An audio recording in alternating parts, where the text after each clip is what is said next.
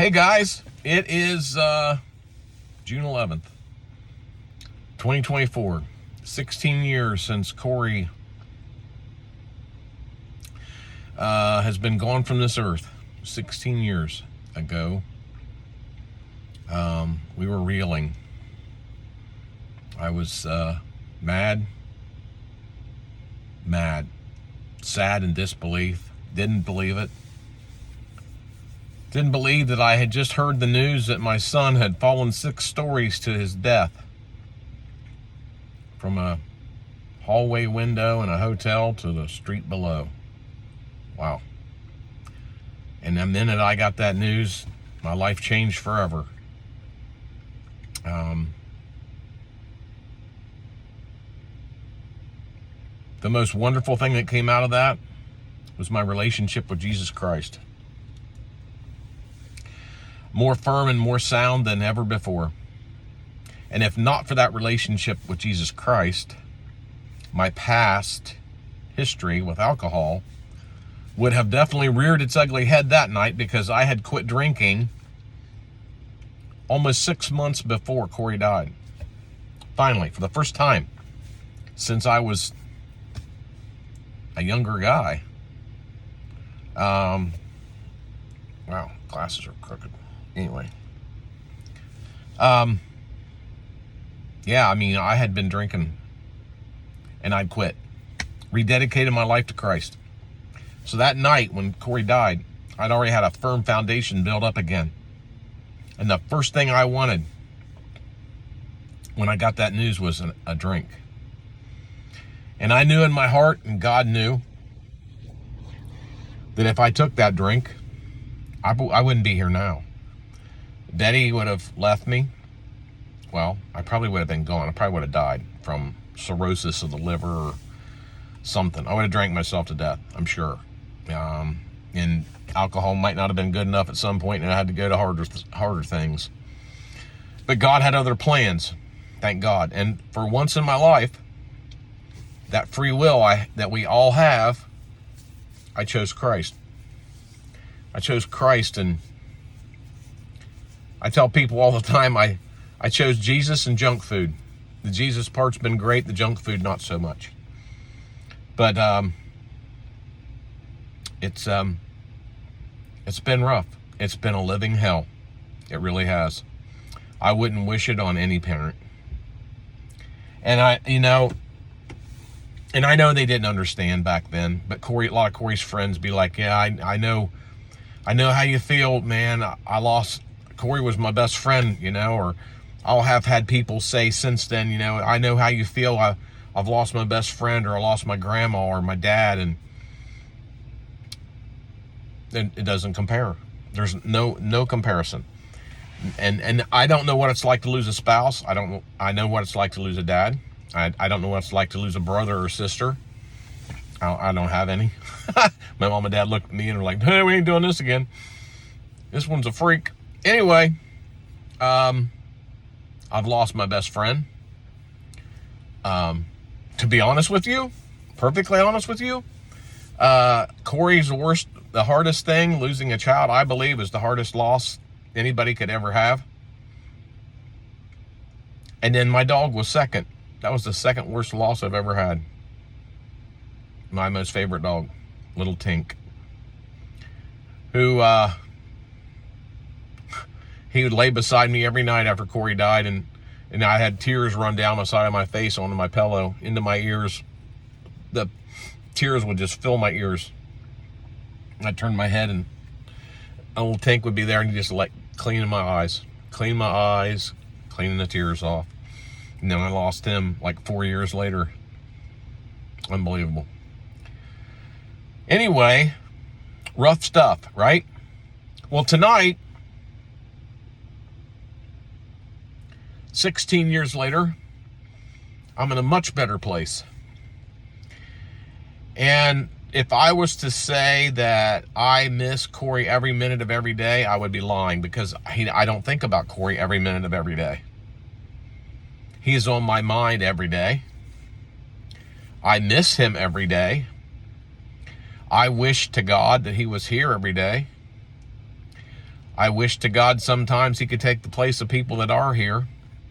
If God could work it out where, we could do a swap program, kind of a, what do they call it, an exchange student program. Let Corey come back for someone that's here that don't want to be here or has absolutely zero value. Let them kick off and let Corey come back. Yeah, that's how I feel. Anyway, I can get pretty grumpy pretty quick about it. But the people that say that their child is constantly on their mind, they miss their child every second, every minute, every hour of every day, you've got to be exaggerating that, because you couldn't do anything else. You could not do anything else. Listen, I can't bring Corey back now. I could never bring Corey back. But now that I've got my mind wrapped around it, if I'm in a state where I'm constantly thinking about missing and mourning my son, God can't use me. And maybe people are meaning it figuratively. They don't mean actually every second, every minute, every hour of every day. I don't want that kind of attention. I don't need that kind of attention. I don't want somebody to feel sorry for me anymore. There was a time when I wanted the world to stop and mourn with me. You know the song? I'll stop the world and melt with you. I wanted the world to stop and mourn with me. And it didn't. And it won't. It won't for you or another person. It didn't for me. The world keeps moving, and either you keep moving with it, or you're going to get run over and backed up over and then run over again. People don't understand your mourning. And I'm not talking about a time of day. I'm talking about an emotion. And it's okay to mourn. It's okay to laugh and cry. The Bible says that there's a season for everything, right? My teeth are really goofy, aren't they? But it's true. There is a season for everything. It's okay to mourn. And people don't get this. And I know if you've been around me for a while, you'll know this. I had friends, certain friends, when Corey died. And a lot of those friends aren't my friends anymore because they couldn't handle me in my mourning. And they didn't want to be around me. I get that. God brought new people into my life, different people into my life, people that could handle me. And along that same time frame, I was transforming. I was becoming closer and closer to Christ.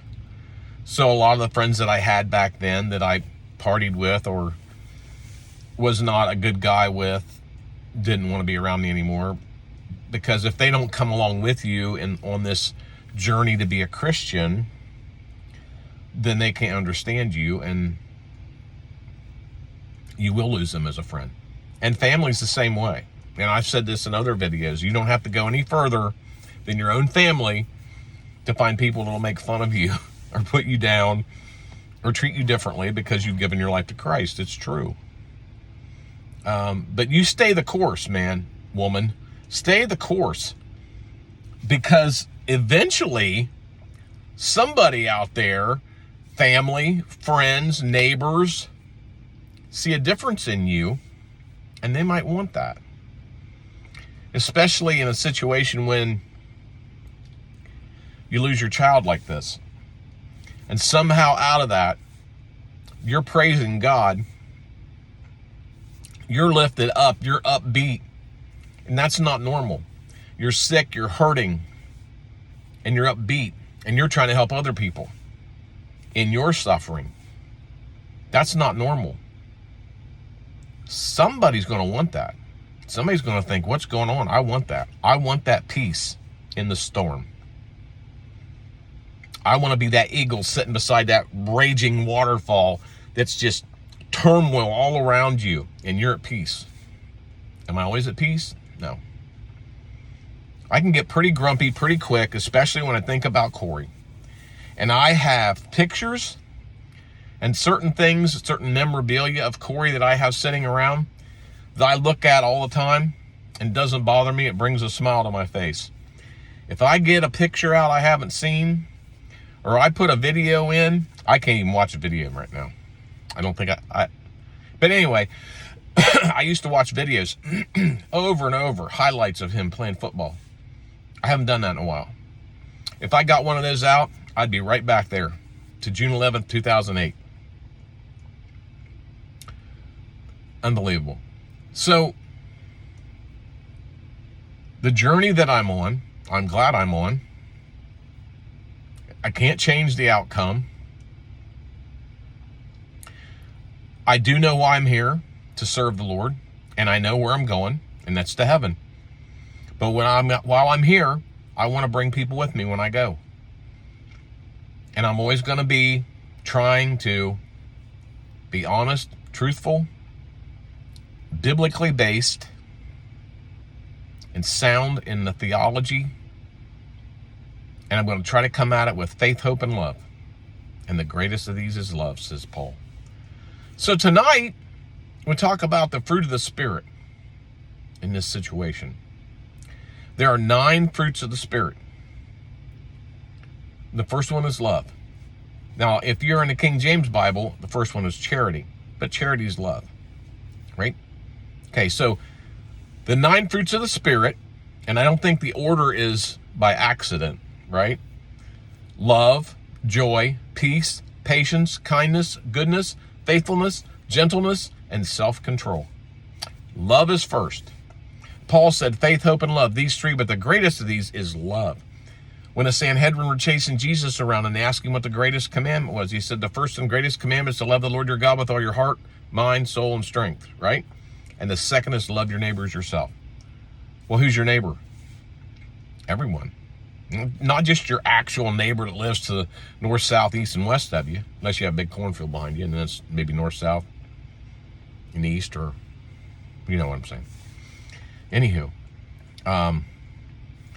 now let's talk about something else here for a minute. Let's look at the